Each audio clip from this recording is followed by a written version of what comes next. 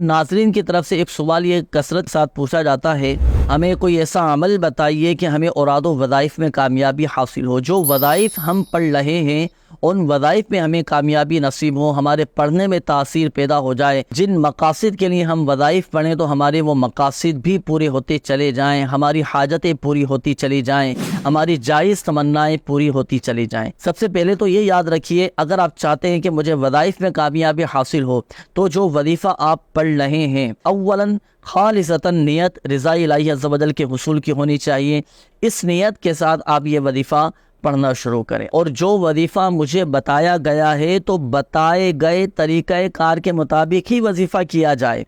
اور اگر خود اپنی طرف سے وظائف کی تعداد میں کمی بیشی کریں گے نا تو پھر وہ فوائد حاصل نہیں ہو سکیں گے۔ اچھا، اسی طرح جب بھی کوئی وظیفہ پڑھا جائے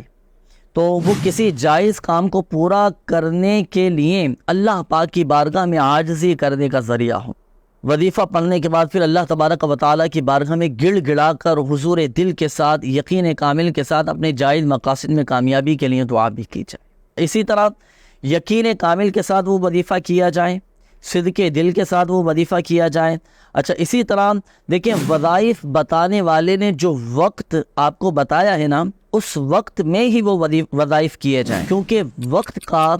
وظائف سے بڑا گہرا تعلق ہوتا ہے، اور مقررہ وقت میں ہی وظیفہ پڑھنا یہ کامیابی میں بڑا زبردست اور بہترین کردار ادا کرتا ہے۔ اب جیسے کئی وظائف ایسے ہوتے ہیں کہ جو صبح و شام کیے جاتے ہیں،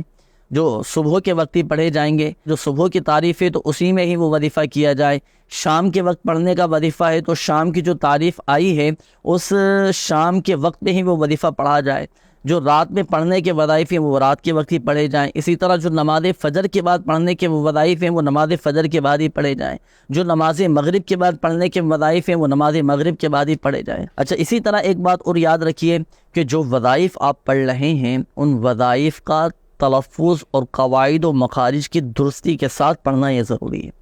اگر تلفظ درست نہیں ہوں گے، آپ کے قواعد و مخارج درست نہیں ہوں گے تو پھر وہ فوائد آپ کو حاصل نہیں ہو سکیں گے۔ اسی طرح جو بھی وظیفہ کیا جائے نا تو وہ جائز کام کے حصول کے لیے ہونا چاہیے، ناجائز کام کے حصول کے لیے وہ وظائف نہ کیے جائیں۔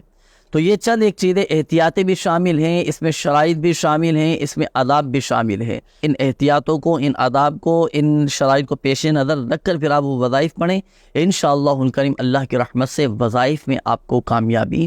نصیب ہو۔